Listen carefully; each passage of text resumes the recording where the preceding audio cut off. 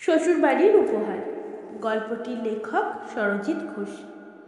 গল্পটা আমার বিয়েতে পাওয়া উপহার নিয়ে। শ্বশুরবাড়িতে নতুন বউ হয়ে আসার পর প্রতিটা মেয়েরই শ্বশুরবাড়ি থেকে অনেক অনেক উপহার পেয়ে থাকে। আমি তো আমার নিজের দিদিকেই দেখেছিলাম বিয়ের পর শ্বশুরবাড়ি থেকে কত গয়নাগাটি পেয়েছিল। অষ্টমঙ্গলায় আমার দিদি যখন আমাদের বাড়ি এলো, আমার দিদির গায়ে কত গয়না, বেশ ভারী ভুরি সব গয়না। আমার বাবা সেভাবে অত গয়না দিতে পারেনি, কিন্তু দিদির শাশুড়ি, শ্বশুর, পিসিমা শাশুড়ি, বর দিদিকে যেন সোনায় মুড়ে দিয়েছিল। দুপুরে খাওয়া দাওয়া সেরে আমার মা, কাকিমা, ঠাকুমা সবাই দিদিকে নিয়ে পড়ল সেদিন। দিদিকে মাঝখানে বসিয়ে শুরু হলো দিদির শ্বশুরবাড়ির গল্প।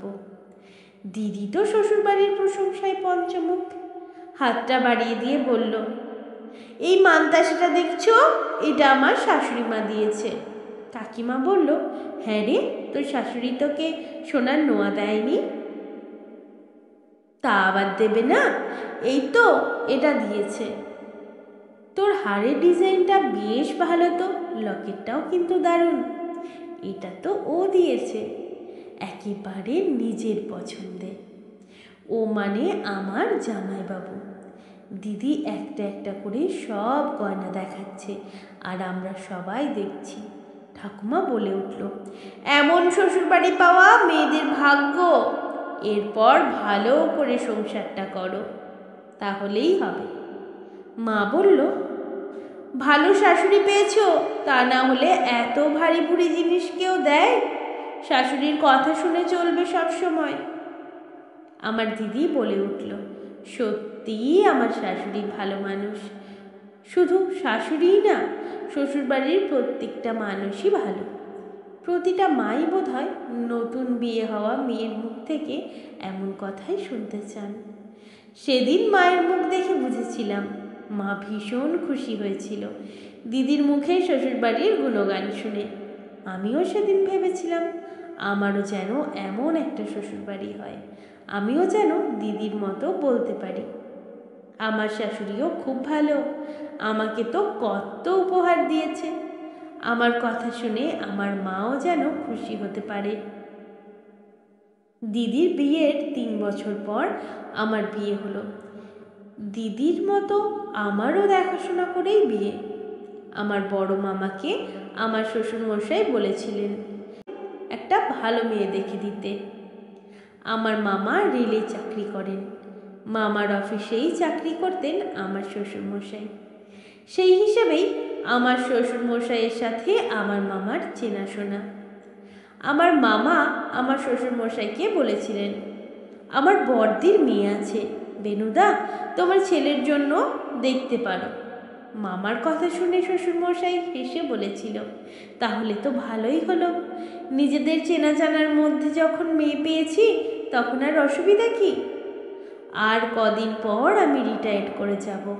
একটা আত্মীয়তা হলে তোমার সঙ্গে সম্পর্কটা থেকেই যাবে।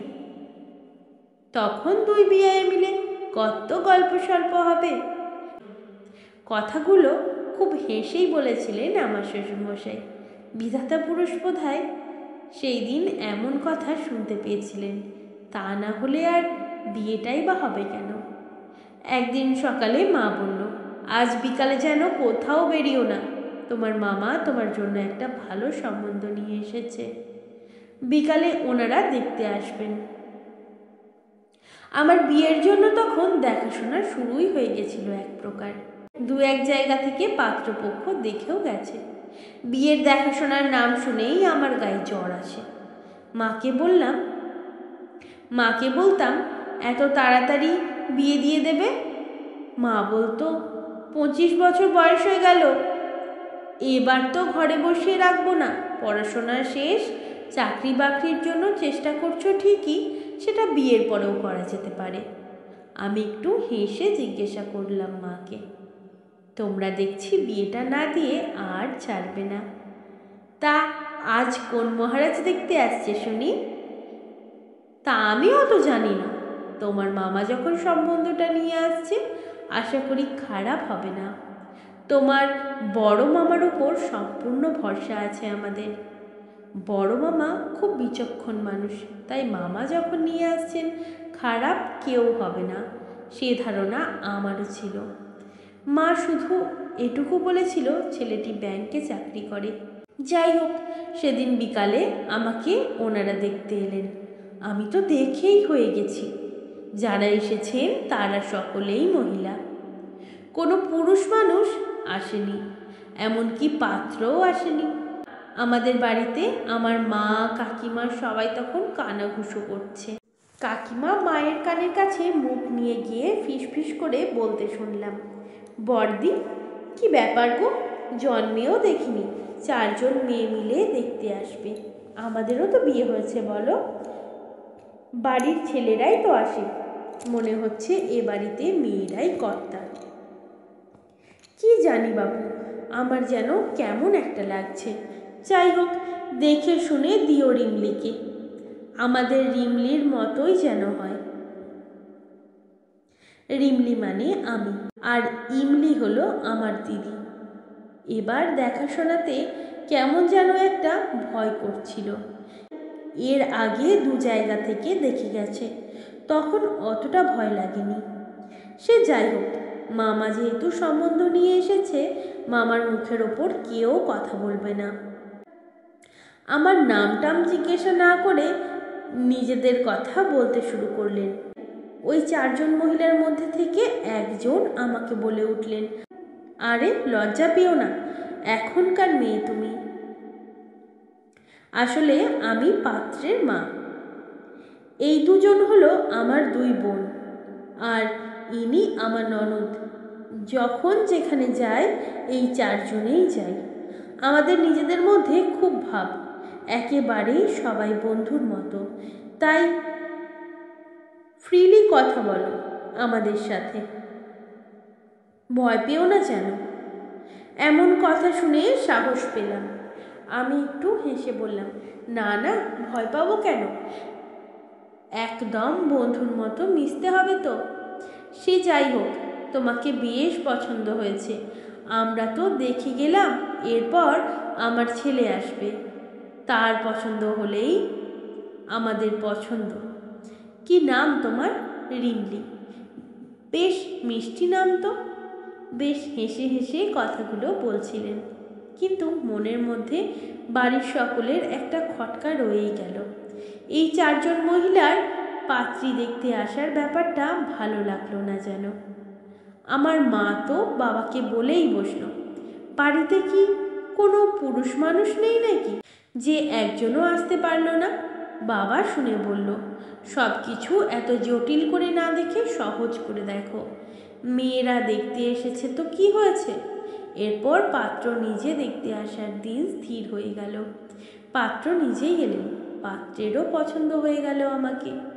মা বাবা দুজনেই আমার বড় মামার ওপর ভরসা করে বেশি।